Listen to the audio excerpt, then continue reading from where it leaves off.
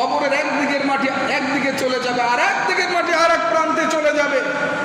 দুই দিক থেকে এমন জোরে ঠাসা মারা হবে, আপনারা হাড্ডি গুড্ডি জন্মের মতো মাটির সঙ্গে মিশে যাবে। নাউজুবিল্লাহ বলেন। ভাই, দেখতে দেখতেই দুনিয়ার জীবন শেষ। আপনি একটু ভাবেন না, গভীরভাবে মনোযোগ সহকারে রাতে ভাবেন।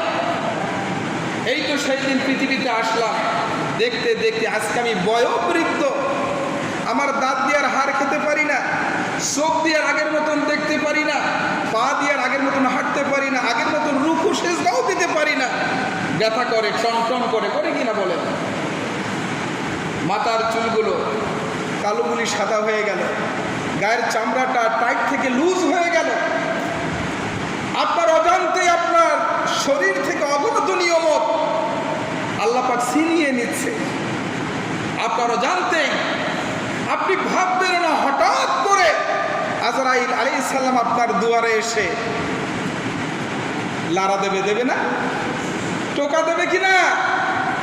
সেই দিন যদি বলেন যে ভাই আজরাইল, আমি তো কিছুই করতে পারলাম না, দুনিয়ার মোহে পড়ে দুনিয়া নিয়ে পাগল ব্যস্ত হয়ে আছি, আমি তো আখিরাতের কোনো পুঁজি সংগ্রহ করতে পারি নাই, ভাই এবার ফিরে যাও, আমাকে কয়েকটা দিন সময় দাও, আমি তওবা করে তাহলিল করে আল্লাহ পাকের কিছু কাজ করে কবরে যাই, সময় দেবে? এক সেকেন্ড। কবরে কিন্তু